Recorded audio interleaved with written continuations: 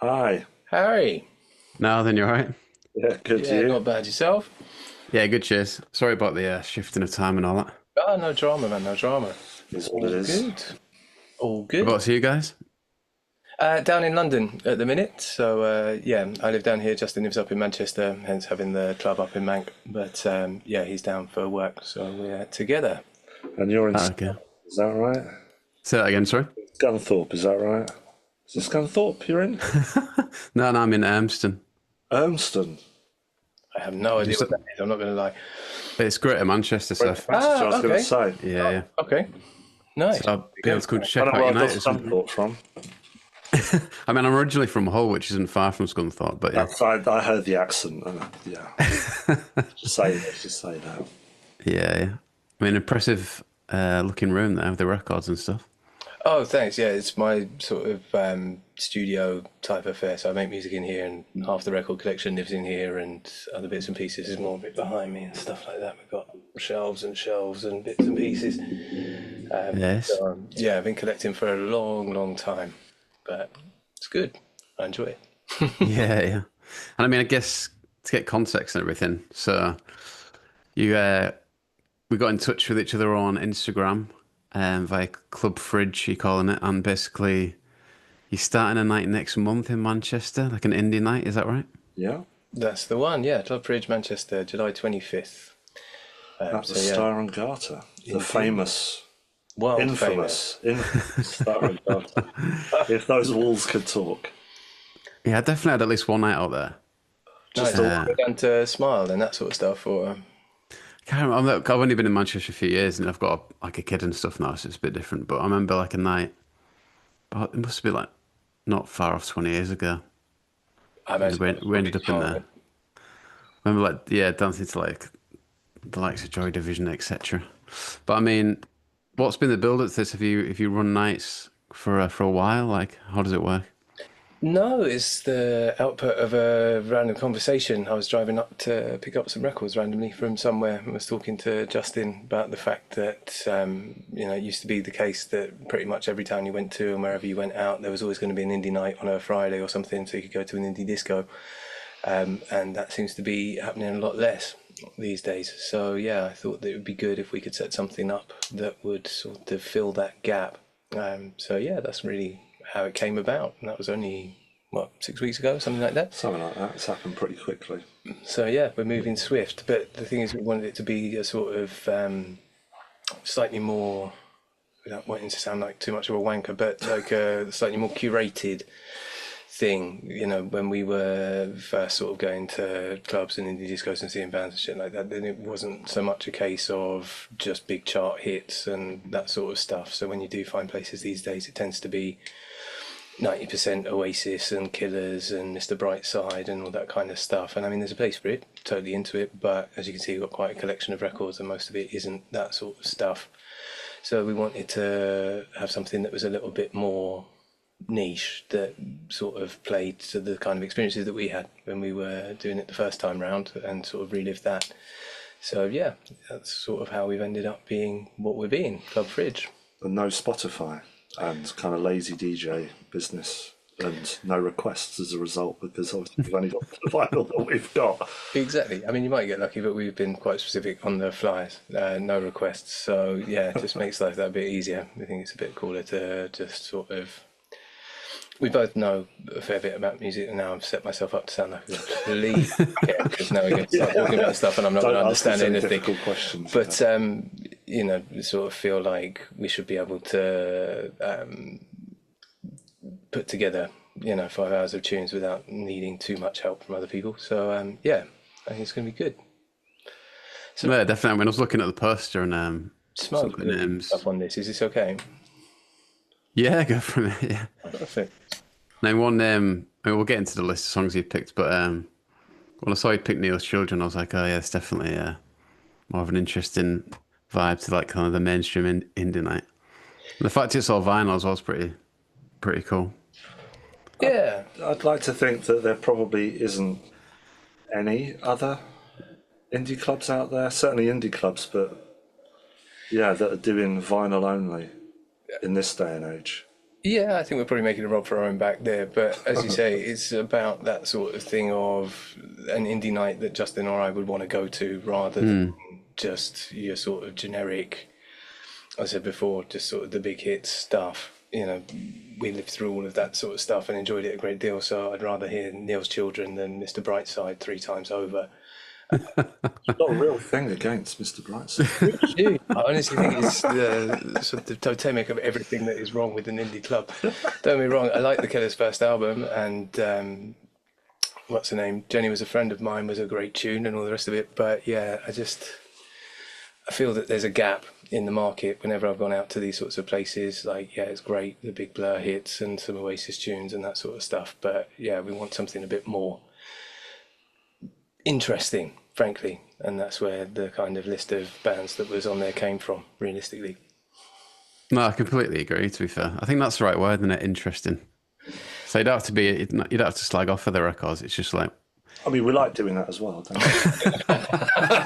but no, I mean, it is, you know, obviously the days before Spotify, I mean, showing our age a little bit, but used to go 21, by the way. 21, yeah, again. Used to go to clubs and get an education and listen to stuff that you'd not heard before. And that was an important part of certainly my kind of upbringing in indie and Britpop and you know, the DIY scene and all the rest of it that we were into. I then used to have to go out and try and track stuff down because you couldn't Shazam stuff back then either. So it's kind of, it was a bit more of a thing rather than just like rocking up and listening to some guy hit play on a playlist and then just stand back and drink beers. Like it's just a little bit not what we want, not what we're about. No, I think that's fair to say. You know, as you say, I think it just becomes a bit prescriptive, the idea of an indie night. I mean, I reckon, honestly, for most indie nights that you could go to next week, tomorrow, next month, or whatever, find them, yeah. if you can find them, I'm sure there are some about or whatever, but I think I could have a stab at writing 50 tunes that you're going to hear throughout the night, and I could do that with my eyes closed. And it would be fine, it would be perfectly all right. And as you say, have a beer and enjoy the thing or whatever. But yeah, there's a lot more stuff if you're prepared to scratch below the surface. And there's obviously now a new generation of people who don't sort of know all of those bands and who weren't there the first time round.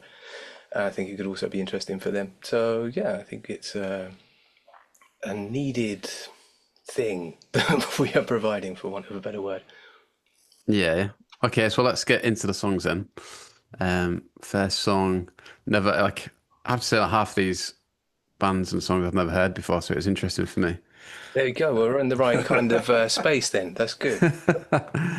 So 6x7, Eat Junk, Become Junk. What can you tell us about this one? Yeah, I mean, I remember watching 6x7 back in probably 2000 at the Astoria, the now demolished London Astoria. Great venue.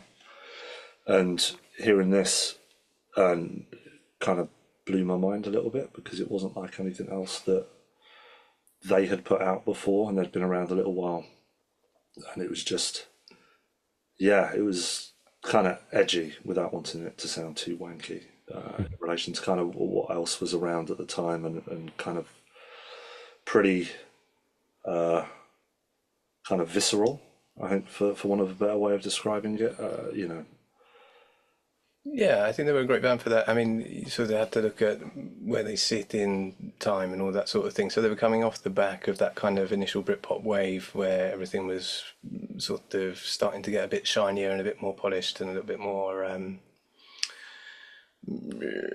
kind of art schooly, but not in the right way. And this was sort of art school rock done the right way and sort of far more energetic and, as Justin said, visceral, you know, really sort of driving rock tune that will, you know, get people up on the dance floor, but also just big waves of sound and noise, which were definitely the sorts of things that we were reacting to positively at the time. So yeah. I mean, there's an urgency in it, I think, and I think with all the tunes that we've selected for this, there's something in there, in the vocal and in like the bass and the drums and all the rest of it, that kind of drives the tune forward that you won't find in a lot of that kind of chart indie that was around back then. I think it's probably the best way to describe it. Like it gets you moving. Yeah, I think it's probably my favourite that you sent across that I hadn't heard before. I think. There you go. For what it's worth. Would take that, absolutely. Okay, so let's play it then. Here's 6x7 with Eat Junk, Become Junk. And then, yeah, I mean, what is your, I mean, it's, yeah, like you say, it's a bit of the 90s, bit of the noughties. Is that fair to say what you're going to be playing? Yeah, absolutely. That's completely the category that we've set ourselves into. I mean, we were both sort of coming of age around that sort of period in the sort of fag end of Britpop and maybe little bits before that sort of thing. So yeah, we have a very clear frame of reference, which is probably somewhere from sort of 95 through to about 2008, something like that. So yeah, I think that's where most of the sort of interesting stuff was about. So yeah, we're trying to sort of revive that little bit of a framework, and I think it's interesting. You can see the sort of lineage that cuts through. If you sort of start in '95 and work through to there, there's lots of sort of intermingling of streams and the way that sort of people were referencing each other and pulling out that sort of stuff. So yeah, I think it's a good little time frame. Yeah, I was going to say what was your favourite era of indie, but I suppose you've answered it there. But it's quite, there's a few like different scenes within that time period, wasn't there? I guess. Lots of different scenes. Yeah, Loads yeah. of different So I mean, scenes. was like a particular scene that you identified with or anything? I mean, it's weird. Most of the stuff that I would say that I'm mostly identified with is slightly forgotten scenes, to be honest. When I was a younger teenager and that sort of thing, there were lots of fanzine writers. I was one of them. Lots of other people who were sort of doing their own DIY stuff, so tiny bands, and you'd sort of try and put out cassettes and bits and pieces, but we were all sort of writing our own fanzines, and there was a big sort of postal thing. And then people would meet up at gigs. So for me, I mean, it's like that thing they always say, right? The music you listen to at 16 is always the music that's going to stick with you. And there might be other things that you like after it, but you're never going to have that sort of heartfelt connection to it in the same way. So that's really some of the stuff, again, that I'm really looking forward to playing at the club and stuff. Tiny little bands and shout out, like Paul Snakebite, who did Snakebite City compilations around that time. Hugely formative for me. Bands like Age Baby and people like that who were just fantastic. And that was the first sort of times where I was starting to go out and see gigs and catch all of that sort of stuff. So I don't think anything will ever top that for me. And Whereabouts were you at that point, out of interest? so I was living in a little suburban town called Newhall, which was boring as arseholes. So it was great to have this sort of connection with people, and then you bunk the train down to London and meet up with other people who were selling fanzines or talking about stuff. But I mean, people would be coming from Coventry, Nuneaton, all over the shop to come down. So you sort of really felt that there was something happening. Which, as I say, is why it's sort of slightly odd to me. There were sort of clubs and things happening in Camden, but it never really gets talked about. It's odd. There was sort of like, in the general perception, you got sort of Britpop, which happened, and there was a Camden scene around that, and then it sort of died off towards the end of the 90s into the millennium, and then sort of picked back up again with the sort of 2001 Strokes thing up into where you sort of got the rest of the indie sleaze kind of bit happening. But yeah, it kind of existed in there, but there's not really much recorded about it or whatever. But yeah, it was a great time to be young and stupid. Emphasis on the stupid. Yeah, definitely so. Misspent youth. But there were bands forming, every 3 days or whatever, and you just go and see them. Half of them are garbage, but well, not actually the band garbage. Half of them were just not very good. But Porn Stars Boat Party. oh, good lord, yeah, no, just a bunch of underage teenagers smashing up a boat. So yeah, that was good fun. And there were clubs like Club Porn Star and things like that on Tottenham Court Road, Club Kitten, which we were both big fans of. It's pretty much how we met. So yeah. I thought you meant shoplifting. Well, indeed, we did meet shoplifting, but yeah, Right. went to the club afterwards, so that was fine. But yeah, so that kind of era for me, I would say sort of 96 through to 99, something like that, with lots of sort of exciting young. I think the NME had a stab at labelling it brat pop or something that was god awful. But yeah, that was a really great time. And then the sort of resurgence when the Libertines came back, and I kind of moved away from some of that stuff, and then sort of that new rock revival bit that sort of brought indie back was fantastic for me, because I'd had sort of 2 or 3 years off doing other stuff and was like, oh shit, no, this is amazing. Okay, we're doing this again. So yeah, how about you?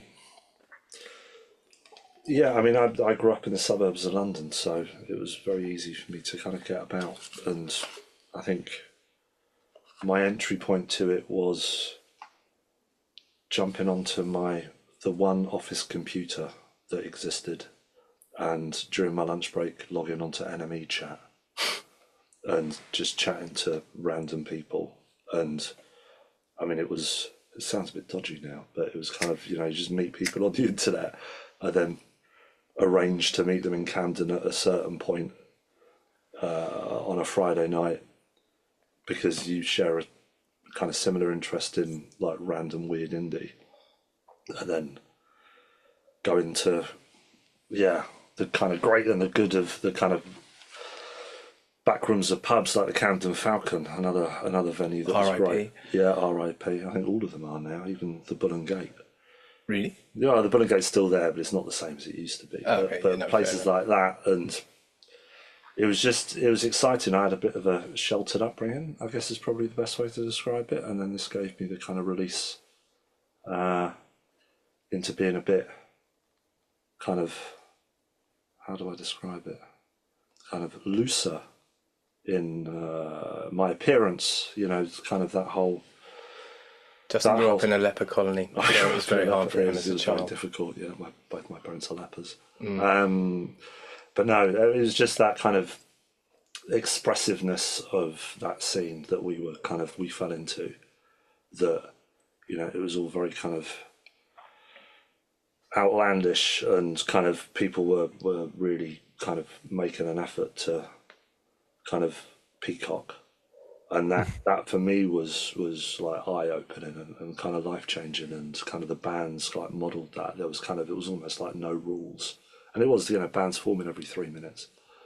And it showed, but it didn't matter because it was like everybody was just like into it.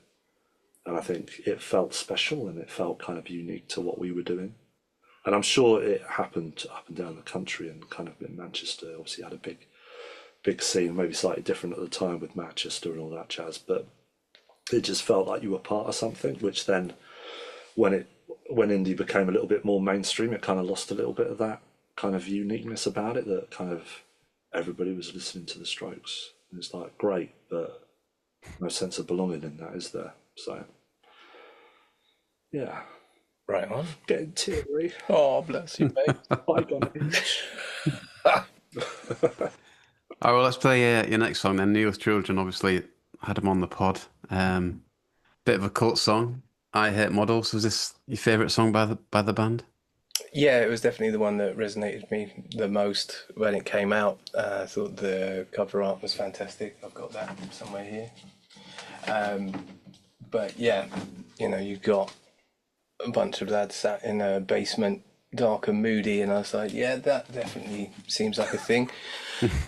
I also, after a disastrous Christmas present, hate Airfix models as well, so it was good we had that in common. And I just thought it was an absolute sort of blast. Obviously you had the horrors and stuff like that going around, and I think they've been going for a little while before they got onto that kind of flex, but yeah, it really worked well for them. And it is that great, again, just that sort of visceral chug of, there's a bunch of lads in the basement and they're just going at it, that really hit the switch for me. So yeah, love them. Neil's Children, shout out. Okay, so let's play it. Here's Neil's Children with I Hate Models. But it's interesting. Sorry, I mean, I don't know what your names. I just realised I don't know what your names are. I know one of you's clearly called Josh, but I don't know which one. That's me. Right. Josh, Justin, right? Okay. Cool. J&J. Right. Yeah. Remember.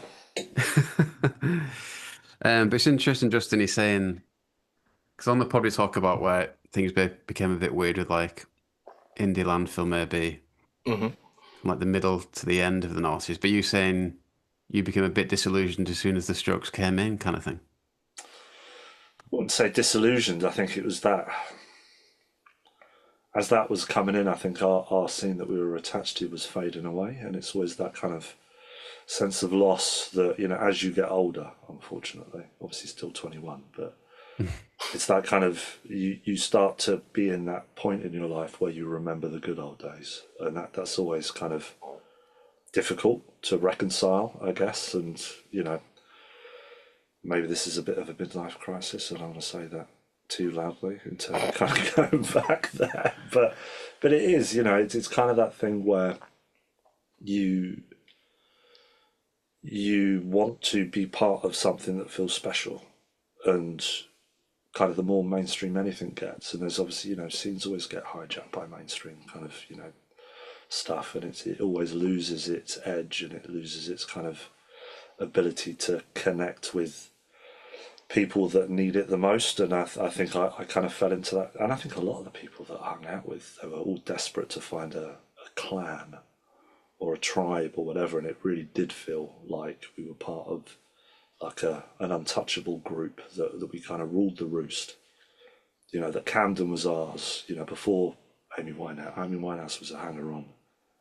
And it's that kind of thing that whole scene, as Josh alluded to, kind of got a bit hijacked. I think also, let's be real, we were willfully obtuse at the time. It was quite an arch scene and all of that. And I mean, I can remember very clearly you and I sat in the Dublin Castle, and before we'd even heard the Strokes, we were just fed up with the concept of the Strokes because it was the big thing in the NME, and we were like, no, this is garbage just on principle. And I mean, there'll be a lot of that at the club night as well. We're going to be quite, willfully obtuse, as I say. But yeah, I mean, equally, actually, Strokes' first album is fantastic. There's nothing to deny it, even if we were sat there being a bit posery about it and saying, oh, this is all garbage, we hate it. But yeah, it was definitely the sort of heralding of that second wave for us. And the sort of first wave had been so sort of set on expressing itself in sort of more glamorous ways and that sort of thing. So the idea that the next wave was going to be very retro looking and sort of focusing on that 70s sound, which again is fantastic, but it wasn't really what was speaking to us at the moment. So what are you classing as the first wave then, like 90s, 60s? Yeah, I'd say there was a sort of more British leaning sort of element to the first sort of Britpoppy thing, and then the stuff after it. So if you're looking at sort of Britpop as a sort of 93 to 96 kind of period, where you got the first Suede album and Modern Life is Rubbish and all these sorts of things, then spawned all of these like bedroom bands who were very bright on and sort of interested in dressing up and being quite glamorous and all that kind of stuff. So the idea of shifting that into the sort of back to the 70s CBGB's kind of Strokes model of we're dressing down and all of that sort of thing, I think Justin in particular struggled with that quite a bit. I had sort of issues with it as well for a little bit, but then as soon as the thing sort of caught light, then it was, its own sort of interesting, and it was great to sort of revive some of the other aspects of it. But yeah, if you're looking at some of the bands like some of the ones off the flyer, Vivian, Period Pains, that sort of stuff, it was a very English, very scratchy sort of look at punk and indie and that sort of thing. And then the American wave started coming in, and that was a bit less. So we were there with our sort of Modern Life is Rubbish, Spray Can Out, and all of that kind of stuff. But yeah, soon learned to love it as well. Yeah, it's really interesting because like a lot of people I talked to on here would kind of class the Strokes as the first wave. So it's like just interesting to hear different viewpoints. Yeah.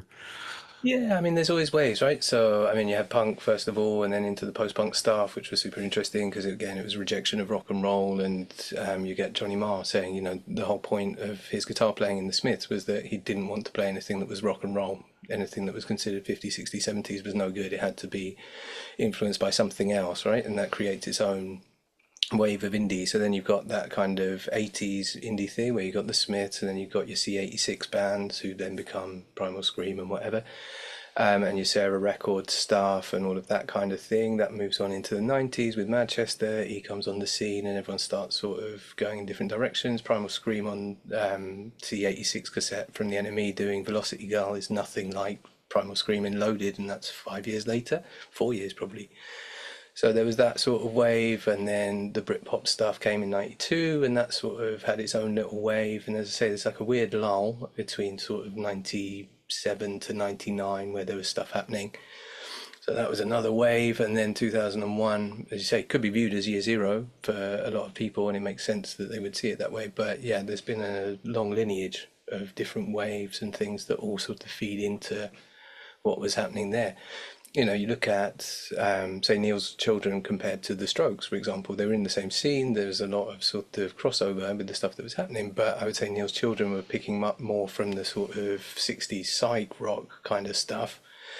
Some of the more interesting bits of the sort of British wave of punk rather than, say, Television and that sort of stuff in the US. So there's always been these sorts of bits that people are picking out, and that's where Neil's Children for me appeal more than, say, the Strokes, because there's that sort of, without wishing to sound nationalistic or jingoistic, but they're pulling from that kind of British lineage rather than referencing CBGBs for their stuff, if that makes sense.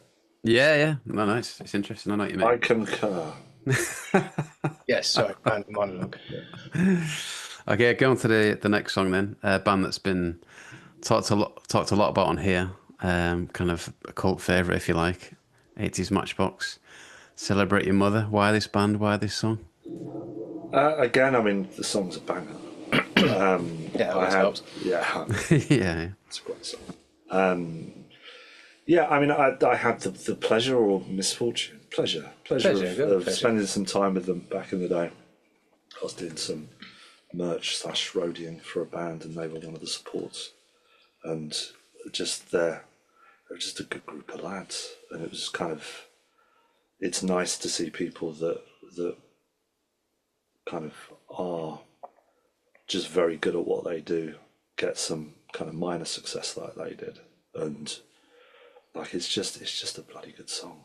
And yeah, and again, I think it's that for me, I think again with all the choices, like I said before, it is that there's just something different about the way that they approach things, how they approach their music, and what they were putting out, especially again given the time that they were doing it, and kind of their, I'm going to use the word visceral again, but it was kind of, it is that there's just something unique about them that just isn't replicated elsewhere at the time, or you know. No, they were always one of those bands that sort of stuck out. You know, they never really quite belonged at the time. I mean, obviously now in retrospect it's easy to sort of fit them into that group and everything else, but I mean, they had as much to do with Screaming Lord Sutch as they did with the Strokes, you know. It was a real kind of out there kind of crampsy, heavy duty kind of thing, and the fact that they were just sort of existing in their own little world in Brighton and smashing things up in the way that they did, I always thought it was brilliant. Absolutely brilliant. You know, there were so many bands that formed, you know, I mean, we talk about Landfill Indie, there were a lot of slightly dodgy bands that also sprung up in the wake of Pete Doherty and the Paddingtons and whatever, who were doing all these sorts of things, and most of them weren't that great. But 80s Matchbox, they had their own thing. They were set up from the moment that they walked into a rehearsal room and set themselves out as that. It was just, this is 80s Matchbox. It's not, oh yeah, they sound a bit like blah or whatever they can play at the Tap and Tin in Chatham. It's, you know, this is a serious project with some thought behind it, with an ideology, with everything that sort of ties into that stuff that you want when you're that age, and even now. So yeah. Yeah, okay. Well, let's play, and then here's the 80s Matchbox Beine Disaster with Celebrate Your Mother. And then name as well. Can't go wrong with a name like that. I think he just messed up his link. It's Edit that out. It's all good. Did they used to like roll around in some mad car or something? I think. Yeah, with flames up the side and stuff. Yeah. I mean, as I say, just like a perfectly formed unit. Everything you could want from a band, right? Like Last Gang in Town stuff. They're not on the list, and I don't know if we'll play them at the thing or not, but like Idol, same sort of thing. I saw them when they were in their kind of wannabe Six Music indie phase before they became punk legends, idols. They played at a mate's 80s night, and they turned up, and even though they weren't the idols that you see now, there was just a real thing. They came into the club in London from Bristol, and you knew, like, that's a band. They are there, and they just had that kind of cohesive unit. It just emanated off of them. And yeah, it's that sort of thing that really turns me on for bands. I'm like, yeah, something is happening. That's cool. Yeah, it was interesting talking about that with like Conor McNicholas and Jamie Reynolds. Jamie Reynolds made the point that it's like good to have like some kind of manifesto when you start a band. So Exactly. like just kind of stick to that. It's like a great starting point, that kind of thing. Yeah. You can't go wrong. If you've got that, then the rest, I mean, ideally write a decent tune as well. That would be great if you can do it. But it's many ways I prefer to have a shit band with a really decent manifesto and a sort of setup and a look and a vibe than 50 other bands that can do great chord progressions or whatever. I mean, yeah, I love it, but I'd much rather have that. Yeah, it's much more interesting. Yeah. And then the next band is one I hadn't heard of, Brutus. Oh, What okay. can you tell us about them? Get him started now. There you go. Oh, Brutus, fantastic band. They came out the back of that kind of Britpop scene, and I remember the first time I heard them was on XFM when it had just gone from pirate to legal. But yeah, they were just, again, we're talking about that kind of Last Gang in Town stuff. They were it writ large. They were just perfectly formed. Lead singer was the drummer in Clock DVA in the 80s, and then had come through into this thing. But they were just sort of a riot of art school sensibilities, but with like big chugging glam rock riffs and all this kind of stuff. The lyrical content was frankly bonkers for the time. They were a really interesting mix of high art and low culture. Like, they would just play all these mad gigs, set fire to things in the venue, all these kinds of revolving signs that you get on the front of car forecourts and stuff, but instead of advertising cars, it just said mum, dad, and things like this. I think Jeremy Denner tried to pick them up at some point, but they'd rusted in the garden of the singer. So yeah, things like that. It was just great. It was massive sort of riffs, but also all the art school sensibility that I wanted as a 15-year-old. And yeah, there's honestly, I could go on for hours about how much I love El Brutus. They are just fantastic, and if you don't know them, you should get to know, because yeah, R.I.P. Nick Sanderson. Yeah, Okay, let's put. train driver. He did, yeah. Yeah, became a train driver. He campaigned for Ken Livingstone's mayoral He campaign. did. There you go. That's the And other then- thing about most of the songs that we're going to try and play, is that we are, without wishing to reveal our politics and make too big a thing of it, but yeah, we like political bands. Yeah, fair play. All right, let's play the song then. Here's El Brutus with the SAS and the glam that goes with it. Yeah, I thought like the vocal style was interesting. It's almost like comparing it to one that would be like maybe Yard Act or something. Bit of that brute in there, maybe. Yeah, definitely, definitely. And again, hard to understate sort of how different that was to what was going on at the time, right? I mean, you're talking about the same time that The Great Escape is coming out by Blur. Everything's getting into this sort of affectation-y stuff, which again I love. But yeah, just a fella shouting into the mic and really giving it some, and all these kinds of things. I mean, again, quite prescient really for the times we live in now. All this stuff about TV chefs and stuff like that. They were way ahead of the game in terms of calling some of that stuff out. And Ginger Satan, for anyone who was wondering, is Chris Evans. So there you go. Little pop back for you there. Fair play. Someone said someone compared me to Chris Evans recently because of my new hair colour, but Oof. Okay, I apologise. I think they were talking about you, if it's any consolation. no. I mean, I might even cut that out, to be honest. Fair enough. Don't want that catching on. Yeah, then the next song, definitely a band I've heard of, less Savvy Fav, but I don't know a great deal about. But yeah, why this song?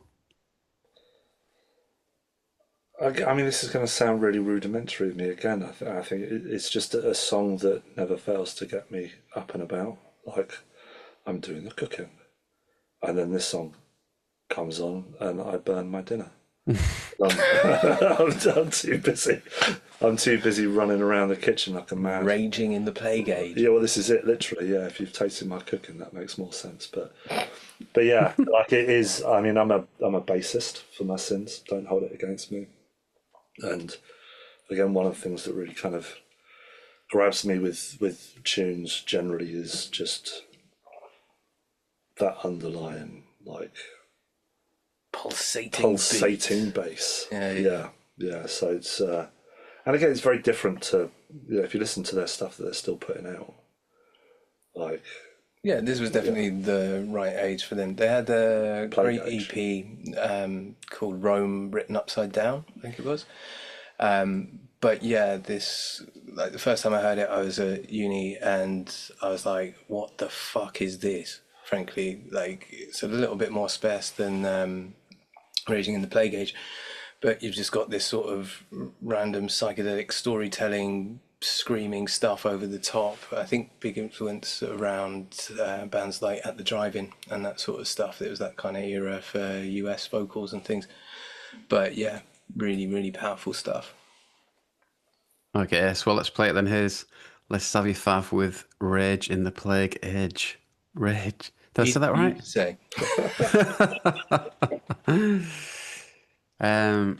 Yeah, I was going to ask you if you were in bands yourselves. You say you played bass. Like, what was the story there? do you want to go on this one or Yeah, start at the beginning? start at the beginning. Yeah, well, I wasn't sure if we were going to talk about this, but yeah, we were in a band in the mid 2000s. We didn't get very far, but yeah. Been in 2 bands, Josh.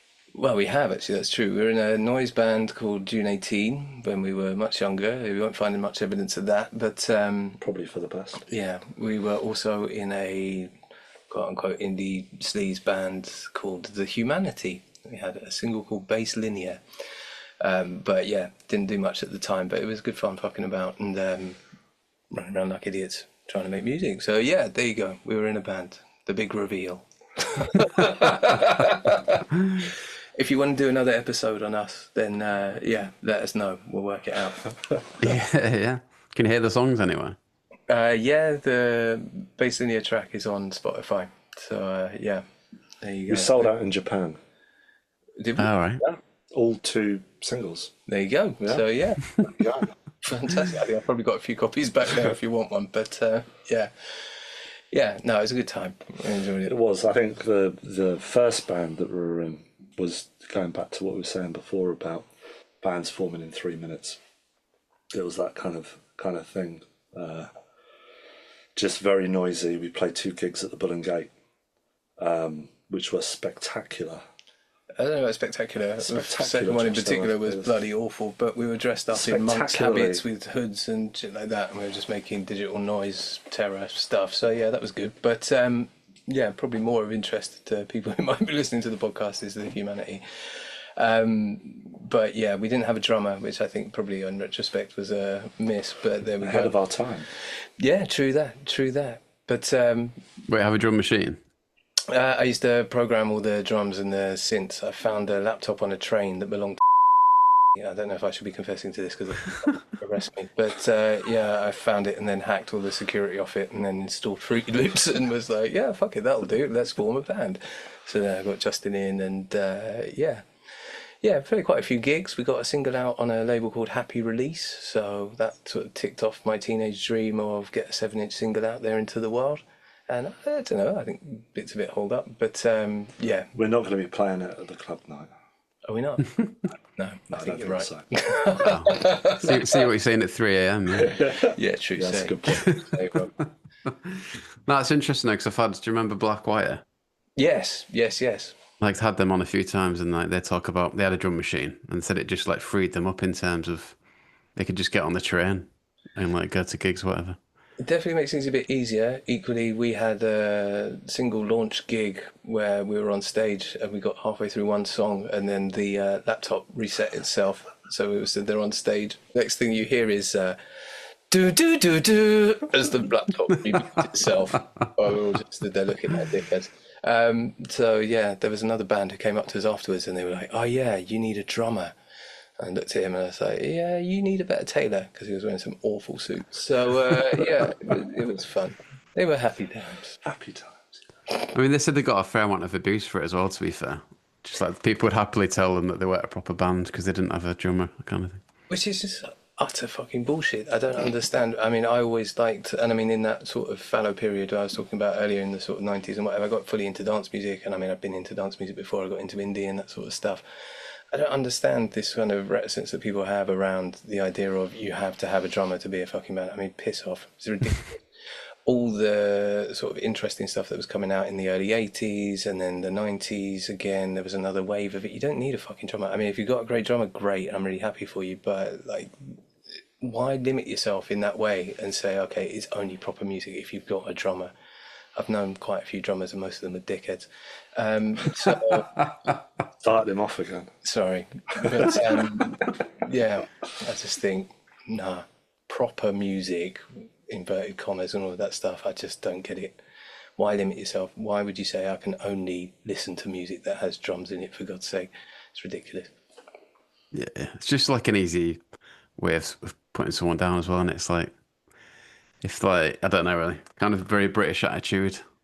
It is build them up, you- tear 'em down or whatever, and you've got some sort of stick to beat people with. But yeah, generally the sorts of people who are going to be saying that sort of stuff are not the people you want to have listening to your music. Well, exactly, it doesn't make any sense, does it? Exactly, nonsense. Okay, well, halfway through, so I want to chase you up on the shoplifting story. Oh no! Sounds way You've more already fun than it admitted is. to nicking a laptop. And Oh, Jesus Christ. Yeah. We were young and stupid, and we do not encourage any listeners of the podcast to indulge in petty crimes such as shoplifting, but they can be fun. So, yeah, as young idiot children, we just ran around and stole stupid stuff. That's Nothing of probably any as far use. as we need to go. Blue tack. No, Did you generally, get blue yeah, tack yeah. on our... Yeah, I think we might have stolen some blue tack the first time we met. Yeah, we weren't exactly, West London's answer to Al Capone or anything like that. We were just doing things for the hell of it. So, yeah. Yeah, I think like everyone goes through a phase of it, don't they? Exactly. I remember nicking like a lot of Guinnesses and stuff at service stations. Don't know why. Oh my God, yeah. I used to be the king of that. I don't know if we can use this. But yeah, basically we used to have a garage at the bottom of our mate's road, and they had like the place that you would go and stay after every gig. They had a huge house. Their parents were very sorted out, but they were also very arty people. So like everyone would just crash up there. And then I used to go down to the garage and just basically get snacks for everybody. I just have a big coat with the things cut out in the inside and all of that. Professional. I wouldn't say professional. I think that's probably, making me a big criminal than I actually am. But yeah, stuff all the ginsters and the sandwiches in there and then rock up to the party and be like, here we go. Yeah, snacks. Made you very popular. It did make me very popular. You were popular for other reasons, but... I was going to say, I think it helped. probably saved my dreadful personality. But people like the sandwiches. So yeah, right on. Yeah, I remember I got caught once nicking sausage No way. rolls from Sainsbury's. Oh God. And like I was running from the security, but like I was laughing so much that he caught me. 'Cause we were both hammered. Me and my mate were hammered at the time, and I think he stole some flumps or something. I feel like I was banned for about a week, maybe. So Yeah, there you maybe go. on another occasion I'll talk to you about my lifetime ban from Music Record Exchange. But I think this is probably getting too deep into... yeah, no, we're turning into a different kind of like true crime podcast. Right? Listen. But yeah, Don't do crime, kids. yeah, crime is bad. That's what we're saying. Yes. Right on. Right, and then I mean, why Manchester for this night? One of you lives there, right? Justin, do you live there? Yeah. Justin lives up there, and I just sort of thought, with it being, I'm going to keep using this term willfully obtuse, but with us trying to set something out, I kind of feel like the scene in London is too sort of big, and there's a lot of different things going on. I think it would be easier for us to be overlooked. I think Manchester is a much more sensible town in that regard. City, sorry, apologies.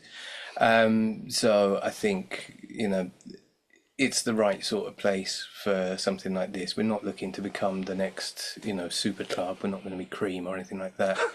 What? Well, sorry to break it to you, brother.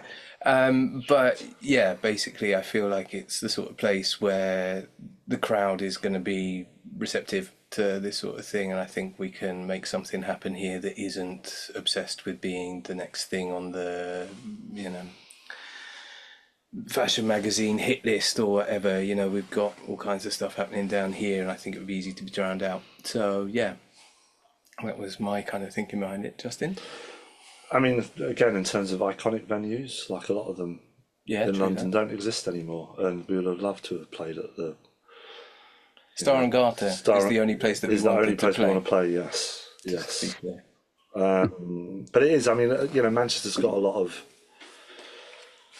kind of, it's vibrant in a way that London just isn't, because London's so big and like difficult to kind of get stuff going, whereas Manchester's a little bit more condensed. Obviously, it's got a massive student population. I think also it has a history, right? At the end of the day, I mean, the Star and Garter is an iconic venue. For many years, you had Smile, Smile, which was the place to go to for an indie night and that sort of thing. So it's good to be able to sort of pick that torch back up and sort of revive that, I think, as well. So, yeah. Yeah, I think the only thing that they've got going on there at the moment is like a Smith's night. Oh, okay. I don't know if the Shrug comes over on the radio. But, Does it not? Oh, right, sorry. Shrug. but yeah, like it's... when I moved up to Manchester from London 4.5 years ago, and I was determined surprised. to colonise it. Oh, no. Not determined to colonise it, no. But surprised that there was just a complete lack of like good indie nights. I mean, me and Josh used to go up there fairly on the regs, and it wasn't just the Star and Garter, but the Star and Garter was the main pull. But it seemed to be a place where you could literally do indie club hopping, like from one to the next. And I went up there, and there was just absolutely bloody nothing. And given Manchester's history with the indie scene, like I just found it really odd. And I think if we were going to do this, which we ended up doing. We ended up doing. No, I think that's actually doing. correct. Yeah, we ended up doing. It just seemed like a good fit in that regard. So Felt right. Felt right, yeah. Or it will feel right, I think. Yeah, that's a good point. We haven't done it yet. We haven't done it yet. That's the launch night, 25th of July, Star and Garter. Did I say that already? What's that? The 25th of July at 25th the Star of and July, Garter? Star and Garter, 9 o'clock. Yeah, until 2. Yeah. At Club Fridge MCR. Was it easy to get in there with Star and Garter then? Were they quite receptive? Too easy. And they don't know what they let themselves in for. Yeah. But Now, yeah. if they listen to this podcast and hear that we're master criminals, maybe they'll change their mind. But Yeah, sure. But no, I would literally just drop the guys over there a message, told them what we want, and they were very amenable to it. I think, given who they are, bought into the vision. They bought into the vision. I sent them the mood board, Pinterest, and all the rest of it, and pictures of our exhaustive indie collection, and yeah, they bought in. But I think for a venue like that, obviously it's difficult. Venues are struggling. They're closing down all the time, and they're always looking for nights that promise to kind of bring back a little bit of the heyday. And you look at the Star and Garter Instagram, and one of the main things they put out is photos from yesteryear. And actually, it's kind of going back to what we were saying before. We want to create something that brings some of that back ourselves, and kind of gives us an opportunity to share some of our history through music, and hopefully bring a new crowd in that I think is ready to go a little bit deeper than the Oasis reunion and the other kind of Morrissey gigs at Carp Arena or wherever it is. There's a whole canon of excellent music from bands that you're never likely to find down the Spotify rabbit hole.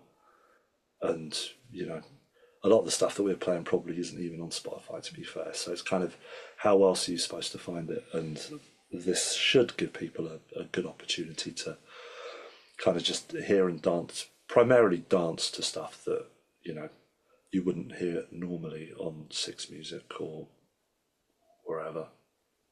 Right on. There you go, 25th of July, Star and Garter. It's free as well. Did I say that? I hadn't said that. Oh, is it? Yes. Yeah, we're not charging because, again, we want to spread the love. Yeah. Share with the people. Share with the benevolent. people. Benevolent, exactly.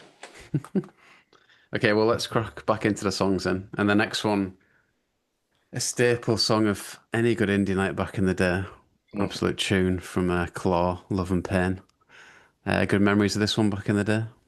Oh my God, yeah, Too many. wonderful, wonderful. I think the first time I heard it would have been at the Camden Barfly, and I remember it was just like a breath of fresh air into the scene. It was amazing. Again, that kind of like British sensibility stuff. You got the kind of XTC and that kind of stuff in the background, creating something that people can actually dance to and all that stuff, which was just the antithesis of a lot of the stuff that was going on. I was absolutely obsessed from the minute it dropped. I was just like, yeah, this is it. This is what I want. Again, we loved the art school bit of it and all that kind of stuff. And I mean, you had probably them, to a lesser extent, Young Knives, but not to a much lesser extent, doing that sort of stuff where it's like, okay, we've picked up the kind of thing. And I mean, you have to remember, Claw had their own night, right? They had, what was it called? Bad Bunny, I think. So the whole reason they started the band was to sort of fit in with some of the more dancey stuff they were playing, but to be able to do their own thing. And that came through in spades. I was so excited when I heard it, and as you say, like every time you play it, it just goes off. So there's no way that we couldn't be playing Claw. I concur.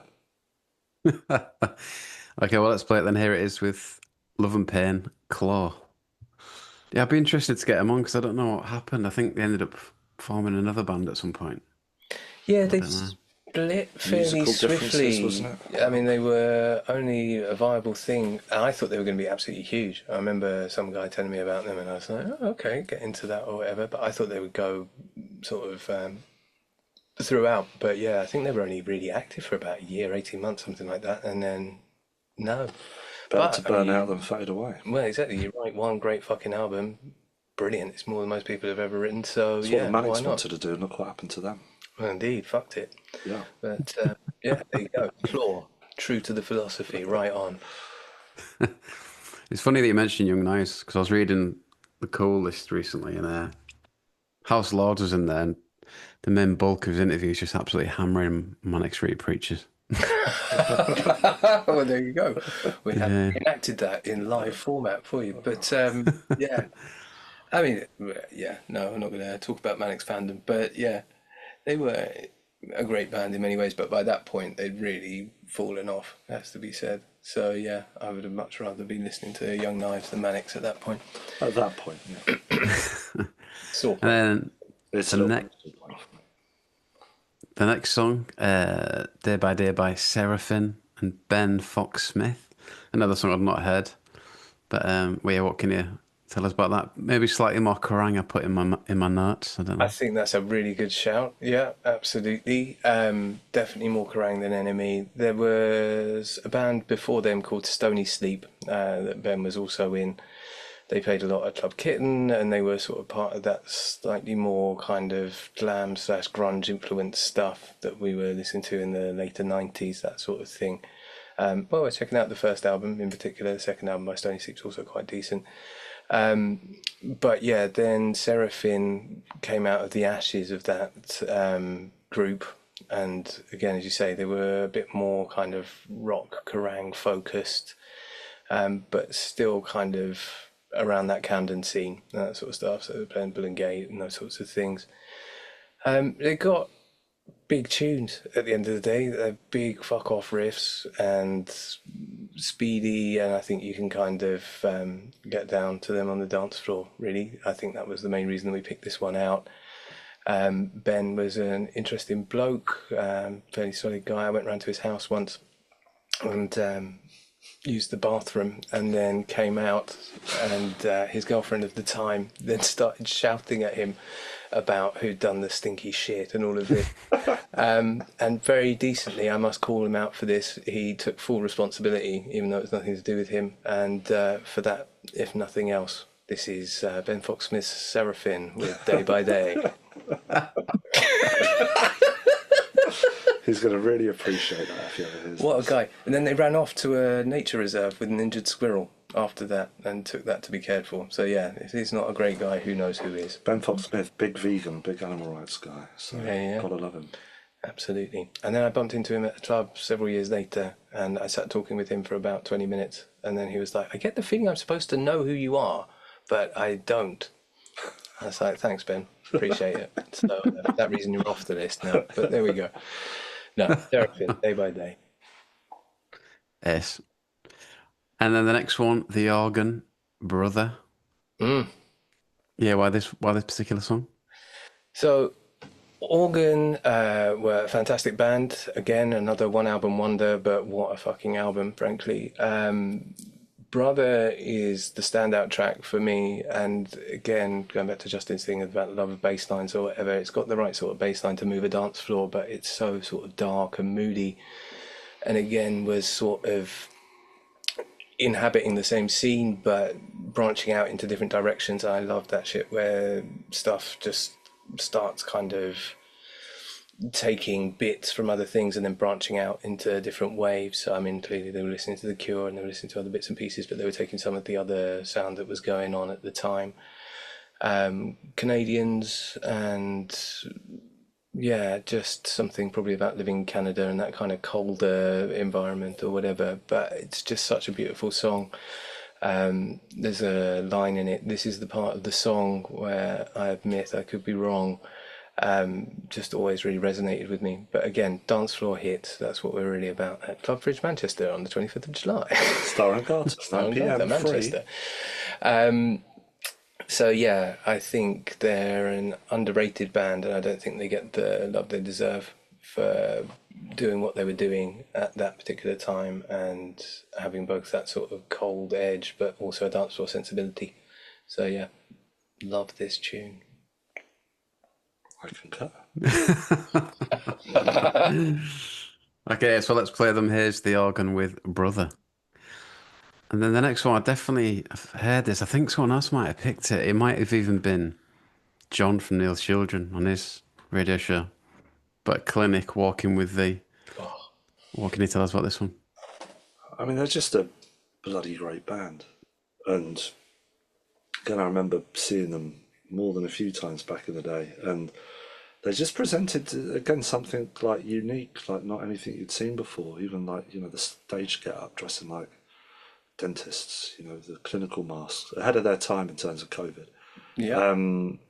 But the sound and the vocals, just that kind of high pitched, but with a real sense of kind of like menace about it, and again a really kind of driven song, and very different again because they've carried on. They put stuff out still, I think.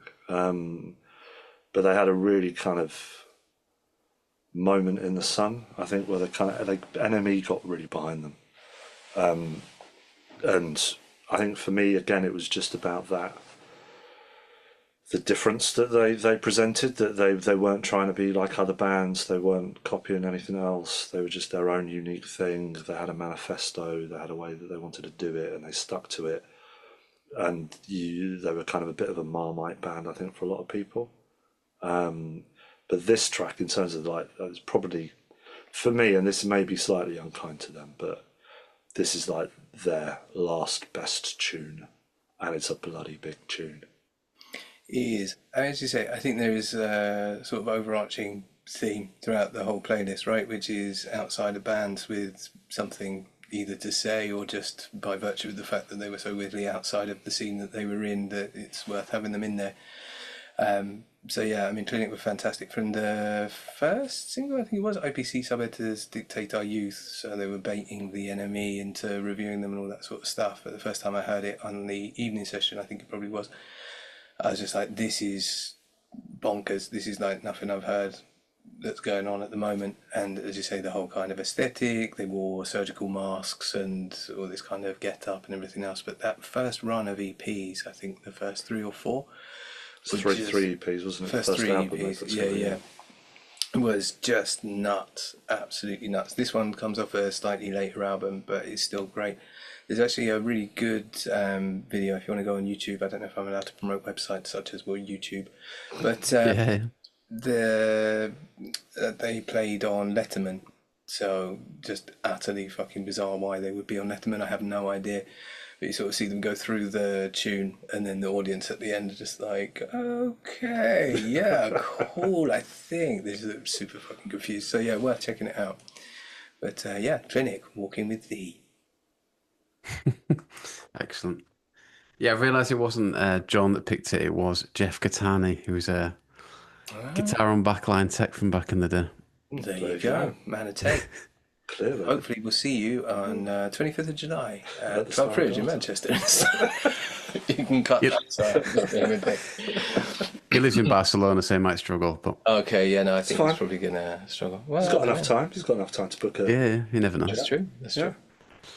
And then the next band, definitely ahead of the next band, and the song rang a bell. You said party, we said die. But it felt like he was, I know the Canadian, but I'd like a bit of a Leeds scene vibe from back in the day. Maybe like, can imagine playing with someone like Forward Rusher or something, I don't know.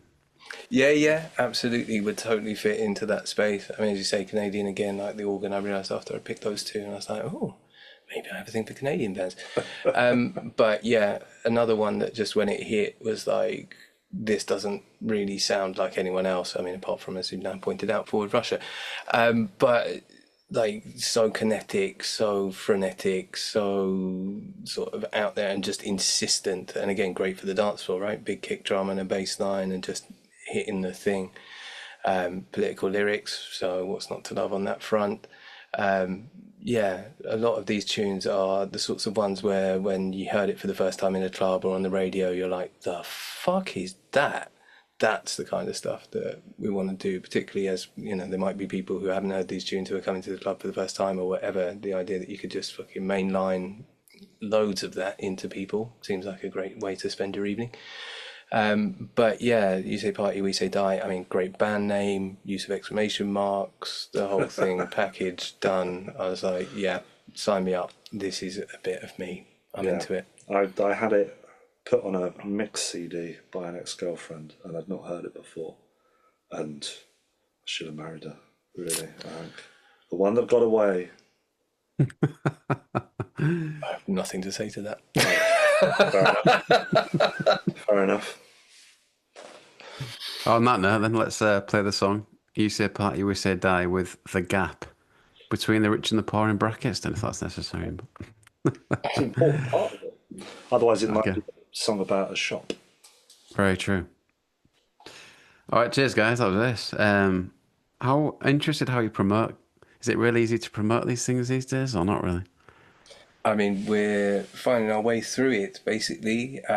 We were quite keen that we would sort of not completely avoid digital, but kind of hark back to the sort of stuff that might intrigue us. So hand-drawn flyer and list of band names in biro and all that kind of stuff. So we're going to be putting some flyers out and that sort of thing. Obviously, we're reaching out to the Instagram community to spread and go viral and all that kind of jazz.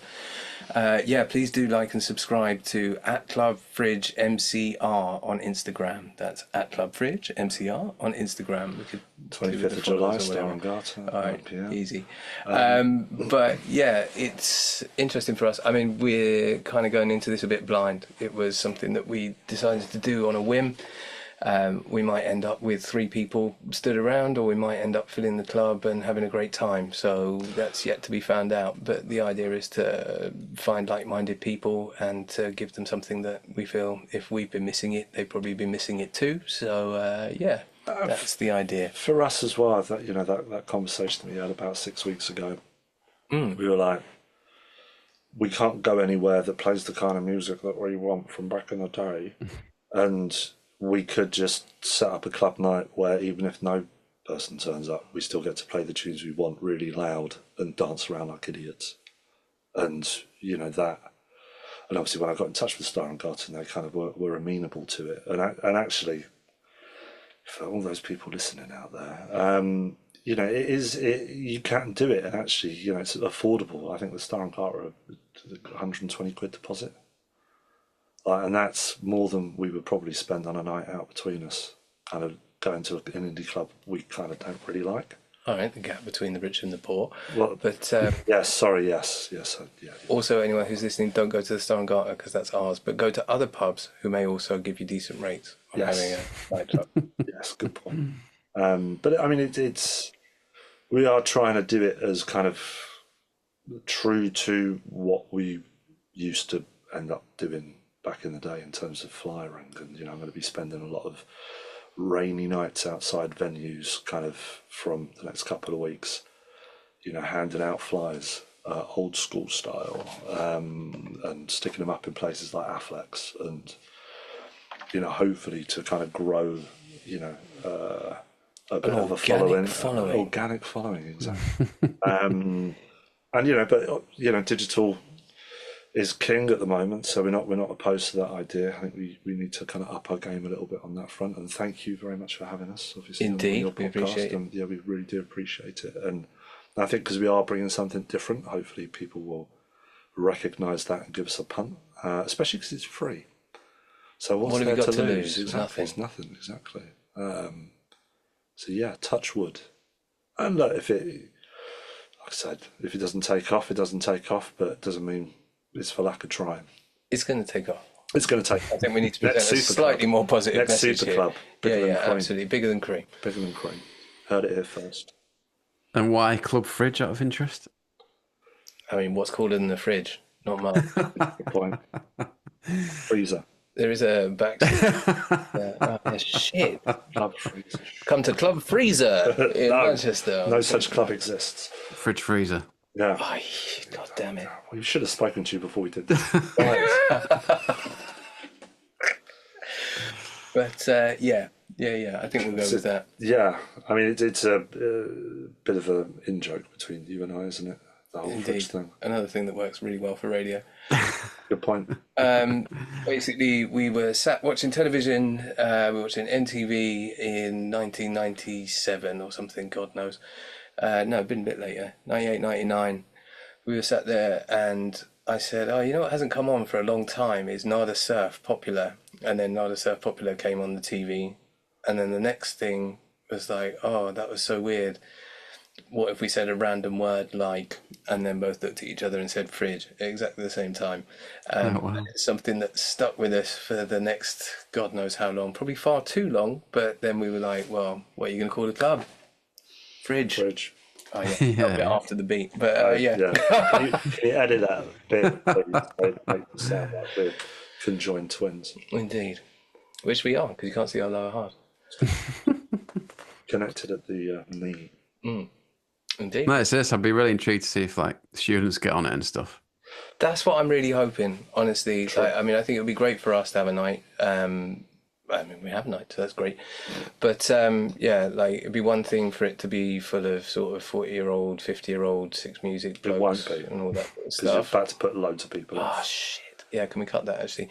It would be one thing for us to have a certain type of crowd, but it would be great also to be able to expand to people who are finding this stuff for the first time and sort of get behind it on a student thing. I don't think it's going to be for all students. I don't think we're ever going to be, getting every kid out of halls into the thing, but I think for a certain... It's not big enough for that. Well, exactly, that's what I'm saying. Oh, right, okay. Yeah. But I think essentially there will be a sort of discerning crowd of people, well-dressed people, very cool people, who, for them, this sort of stuff will be much more attractive than listening to Oasis versus Blur and The Killers, Mr. Brightside. So yeah, I think we'll get a certain niche. Another dig in. Yeah, Brightside. So yeah, I think fingers crossed we'll start to get some people interested in it. Yeah. I think it's as soon as you see no Oasis, it draws you in anyway. It drew me in. Especially in Manchester. Oof. Yeah. Yeah. Hopefully there'll be a second night and we don't get our heads kicked in. But yeah, again, manifestos, right? Setting stuff up and just putting the thing out there in the first instance to say this is both what we are and what we are not.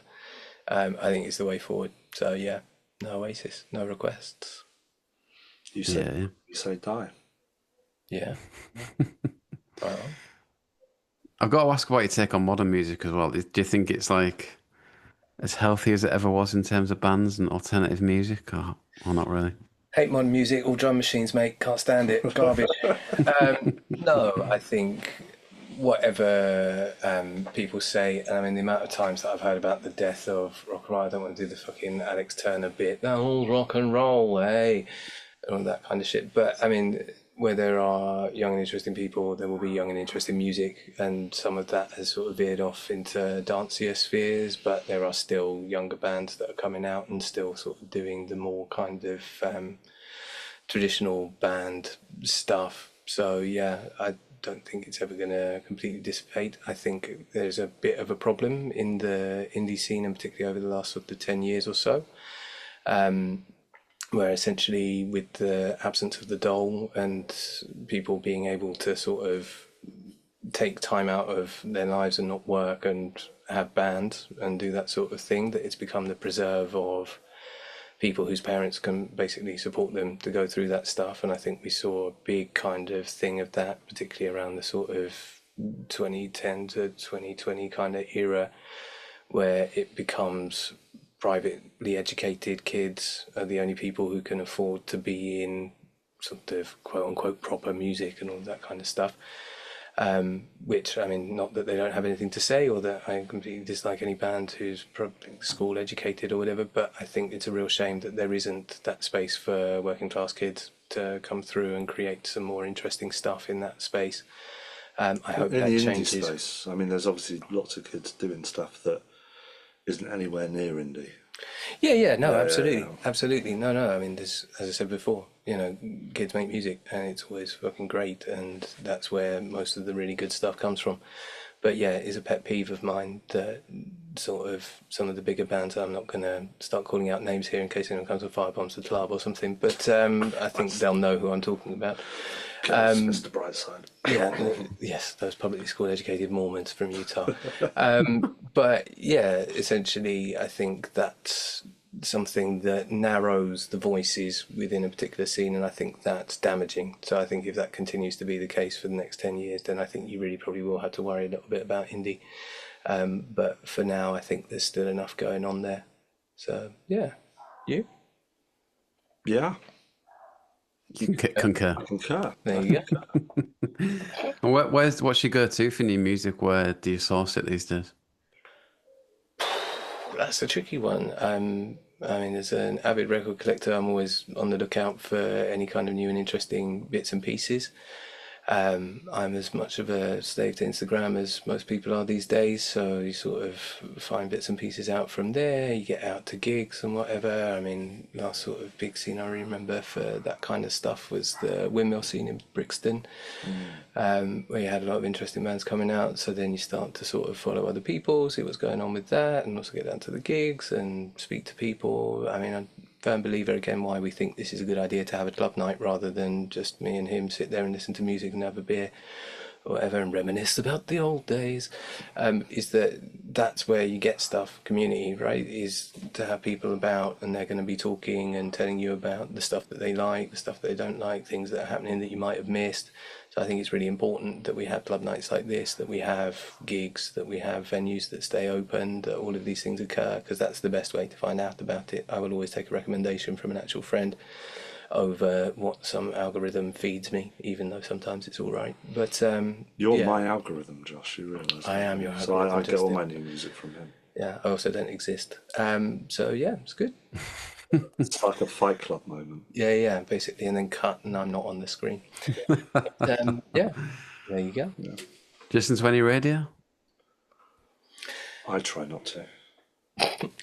Why the fuck do you try not to listen to radio? I can't. It's just.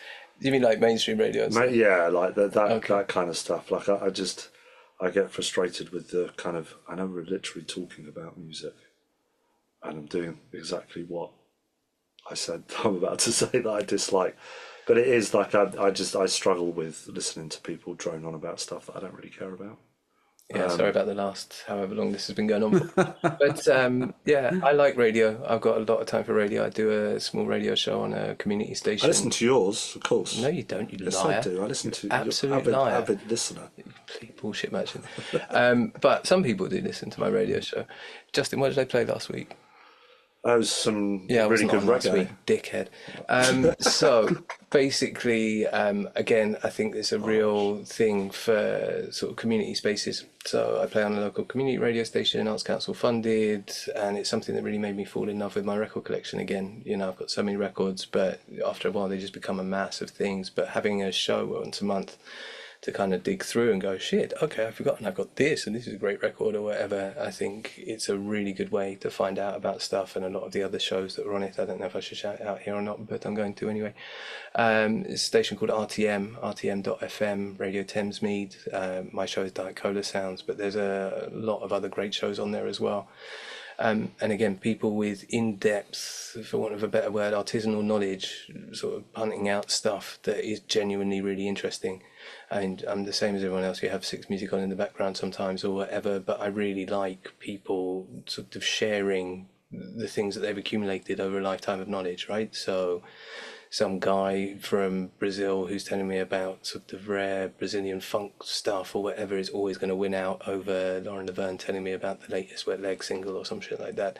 That's what I meant. Leg, that's what I meant. When I was saying about being annoyed. That's what I thought you meant, and this is why I'm elucidating it for you. Thank you. But yeah, I think there's something really magical about that, and I would love to one day have a sort of proper pirate radio station you can broadcast out over FM. But the internet has been super useful for being able to sort of democratize that access to people being able to literally broadcast their knowledge. So yeah, I love that kind of stuff. Yeah. How about you? Okay, yes. It's a great finishing point, to be fair. Nice. Well, apart from, do you want to reiterate one more time about the night? Tonight? Oh, yeah. Oh, tonight. Club Fridge, Manchester, at Club Fridge, MCR, on the 25th of July from 9 till 2 at the Star and Garter near Manchester Piccadilly Station. We hope to see you there. And it's free. And it's free. Excellent. Good. Yeah, I'll try and come down for it, I reckon. That'd That'd be amazing. We'd love to see you there, man, honestly. Yeah, absolutely. Don't outside in the rain. Yeah, in the crowd, the massive crowds, exactly. trying to struggle your way in. Yeah. No, absolutely. We'll chuck you on the guestie for sure. I mean, it's a free gig, so that's not very hard. But yeah, we'll make sure that you're there. Yeah. You might even be able to make a request if you're lucky. You bring your own vinyl. Yeah. I might even bring my, I don't know, it's a bit digital for you guys, but might bring my Vox Pop-in material, try and make some videos with people. We're not Luddites, it's fine. No, it's not that we hate that shit. We're on a digital show here. Like. Exactly. But I mean, as you say, there's a robot on the... There's a robot on the flyer. On the Yeah, there you go. I mean, how more digital could you get? minded Exactly. we are. But yeah, the vinyl thing is not like, oh, let's fuck off back to the 60s type thing. It's just, as I say, it's a useful device so that people aren't coming up to you and being like, oh, I've got it on my Spotify. Oh, I'll plug my phone into the deck, do this, blah, blah, blah. Right, yeah. No, it's just, okay, this is what we've got and this is what we're going to play. It's going to be fucking good, but we don't have this thing that you want, and I don't care if it's your birthday. But yeah. Yeah, spot on. All right, guys, I'll keep an eye on it. Hopefully see you down there. Fantastic. Yeah, perfect. Thank you very much. Real talk. Again. Thank you so much for the invite. This is super, super helpful for us. We're both big fans of the show and all that sort of stuff. So yeah, when Justin said that you were interested in having us on, I was absolutely fucking delighted. I got a lot of brownie points. You did. I get a lot of brownie, so yeah, thank you, Harry. It's appreciated. No, actually, I appreciate like the eclectic mix as well, or like the different songs, because do get quite a few of the same songs coming on from people, so that was really interesting for me. Good stuff. Yeah, we ummed and ahed about it more than you might expect, to be honest. It's tough to be like shit, particularly as we haven't actually put the night on yet and whatever, to be like, yeah, no, these are the essential 10 tracks. We hadn't quite thought that far, but yeah, hopefully they'll be of interest to your listeners and that sort of jazz. So yeah, no, definitely, yeah. All right, mate. Cool. Well, when do you think it might go out, just out of interest? It will be the 20th. Friday the 20th of June. June, banging. Okay, so nice. Yeah, that'll be out and we can start pushing that on our channels and stuff as well, and people will hear about it hopefully in time to actually come down. Genius. Yeah. Top man, Harry. No worries. Perfect. I hope we didn't sound too boring and whatever, but yeah. No, it's interesting stuff. I know, I definitely know people that will be well interested in it. Yeah. Good. Top. So, yeah. Love it, mate. All right. Well, cheers, guys. Yeah. Take care. Take care of yourself. Speak to you in a bit. Cheers. Bye-bye. Bye.